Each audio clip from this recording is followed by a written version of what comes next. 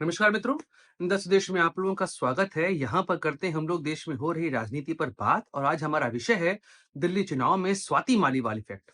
जी हाँ, अगर इस समय दिल्ली चुनाव में आम आदमी पार्टी और अरविंद केजरीवाल को किसी से डर लग रहा है तो वह स्वाति मालीवाल है, क्योंकि वह अरविंद केजरीवाल, आम आदमी पार्टी इनके शुरुआती दौर से इनके साथ रही हैं और जो इनका राजनीतिक कैरियर रहा है, जो इनका समाज सेवा का इतिहास रहा है, उन सभी का वह भाग रही हैं। ऐसे में वर्तमान समय में अगर वह उनके खिलाफ हैं तो चिंता का विषय तो बनता है।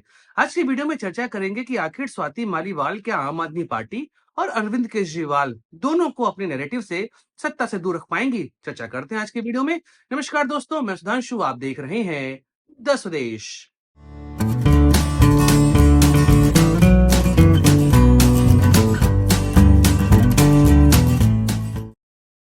दोस्तों, कहा जाता है ना कि जब आपका दोस्त आपके खिलाफ हो जाए तो आपके कई सारे राज जनता के सामने रख देता है और ऐसे में समस्याएं बढ़ जाती हैं।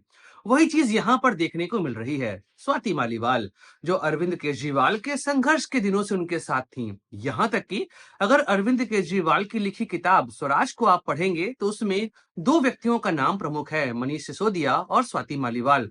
अरविंद केजरीवाल हमेशा से कहते चले आए हैं कि संघर्ष के दिनों में अगर किसी व्यक्ति ने उनका साथ दिया है उन संघर्षों के दौर में, तो वह स्वाति मालीवाल रही हैं। ऐसे में स्वाति मालीवाल का उनके खिलाफ हो जाना उनके राजनीतिक कैरियर के लिए अच्छा नहीं है।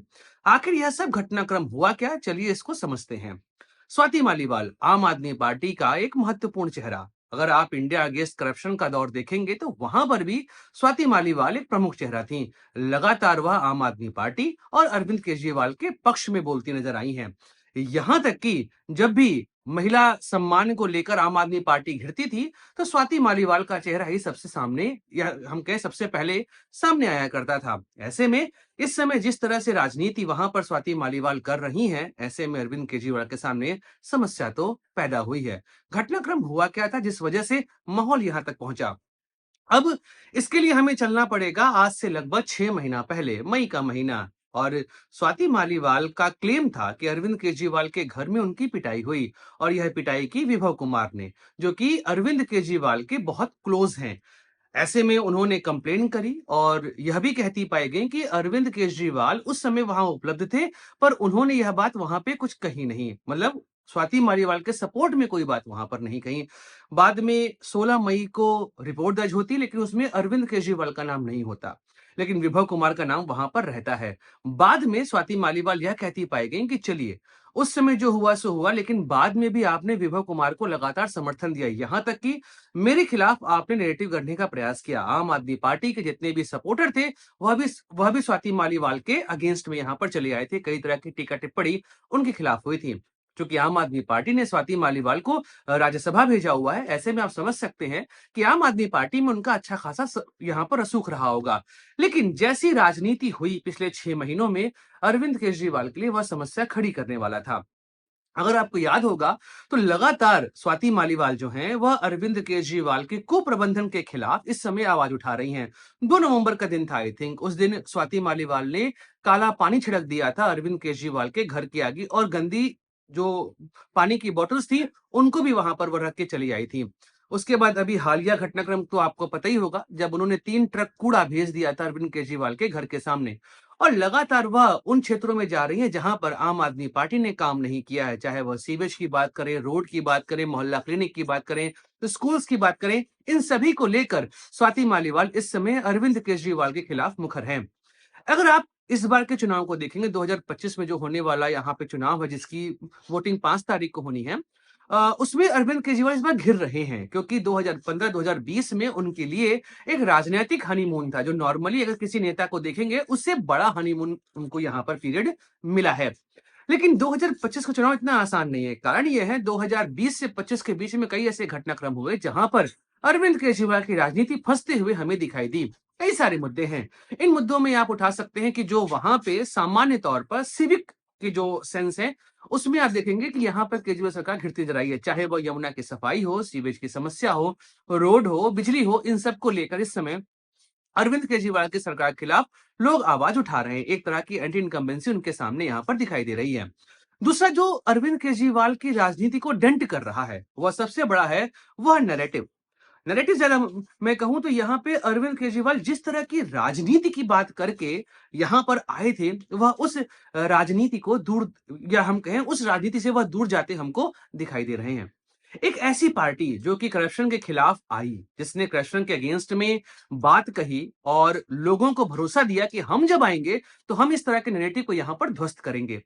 लेकिन वही सरकार और उस पार्टी का सबसे बड़ा चेहरा अचानक से करप्शन के आरोप में घिरता नजर आए, और वह वही राजनीति करते दिखाई दे रहा है जो अन्य पार्टियां कर रही हैं। ऐसे में वह जो गैप बन रहा था 2015 और 2020 में, वह गैप यहां पर लगभग खत्म हो चुका है। अरविंद केजरीवाल के कट्टर ईमानदार चेहरे पे डेंट तो लगा है, खासकर जब उन्होंने कहा था कि मैं घर नहीं लूंगा, यहाँ पर सुरक्षा नहीं लूंगा, गाड़ी नहीं लूंगा। वह सब चीज़ें यहाँ पर वह करते नज़र आए। यहाँ तक कि अगर आप देखेंगे, उन्होंने कई सारे ऐसे स्टेटमेंट्स दिए हैं जहाँ पर उन्हें भारत के कई सारे नेताओं के नाम लिए हैं और आज वह उनके साथ मंच साझा करते दिखाई दे रहे हैं। जनता के बीच में यह नैरेटिव गया है कि वर्तमान समय में अरविंद केजरीवाल की राजनीति भी वही हो चुकी है जो आम राजनेताओं की होती थी। लेकिन आम राजनेता कभी भी बड़े-बड़े क्लेम करके यहाँ पर नहीं आए थे। अरविंद केजरीवाल ने एक अल्टरनेट राजनीति यहाँ पर देने का प्रयास किया था। लेकिन वह भी उन्हीं सब राजनेताओं के चंगुल में फंसते हमको दिखाई दिए हैं। इस वजह से भी इस बार का चुनाव उनके खिलाफ जा रहा है। अदरवाइज़ जैसा काम 2020 से 25 में उन्होंने किया है, वही काम लगभग देश की हर सरकारें करती हैं। लेकिन अरविंद केजरीवाल की अल्टरनेटिव वाली राजनीति और उस राजनीति को छोड़कर एक नई राजनीति जो कि सुविधा वाली राजनीति है, उधर जाते हुए दिखाई दे रहे हैं। इस वजह से इस बार यहाँ पर उनके खिलाफ एंटी इनकम्बेंसी फैक्टर हावी है। और स्वाति मालीवाल इन सभी बातों को जनता के बीच में लेके जा रही हैं। वह सीवेज का यहाँ पर मुद्दा उठा रही हैं, रोड का मुद्दा उठा रही हैं, इसके अलावा शिक्षा, मोहल्ला क्लिनिक, और अगर हम यहाँ पर बात करें, तो जो शीश महल, जो कि अरविंद केजरीवाल का सीएम हाउस है, उसको लेकर भी यहाँ पर स्वाति मालीवाल ने सवाल उठाए हैं।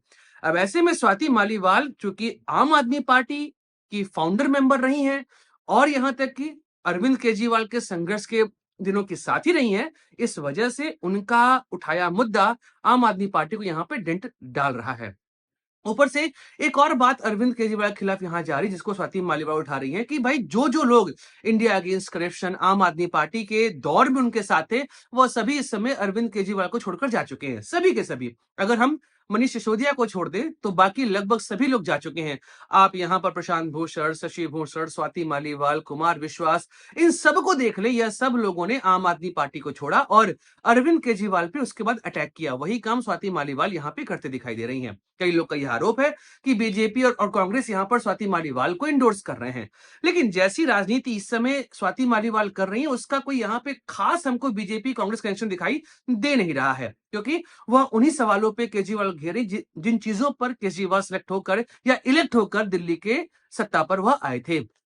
तो ऐसे में इस बार के चुनाव में स्वाति मालीवाल फैक्टर बहुत ज्यादा हावी है और शायद अरविंद केजरीवाल को भी पता है कि इस बार उन्हें बीजेपी कांग्रेस से ज्यादा स्वाति मालीवाल से डरने की आवश्यकता है। और अगर स्वाति मालीवाल जैसा नैरेटिव यहाँ पे गढ़ दी है अरविंद केजरीवाल के खिलाफ, हो सकता है कि वो अपनी सीट भी हार जाए और आम आदमी पार्टी सत्ता से दूर रह जाए। बाकी अब बहुत दिन बचे नहीं है चुनाव में, 5 तारीख को वोटिंग है, 8 को आएंगे नतीजे, हम करेंगे चर्चा दिल्ली में क्या होने वाला है और बाकी क्या होगी वहाँ की राजनीति। दोस्तों वीडियो समाप्त करते हैं, मिलेंगे अगले वीडियो में, चर्चा करेंगे किसी और राजनैतिक मुद्दे की। अपने दोस्त सुधांशु को दीजिए इजाजत, like share subscribe the channel.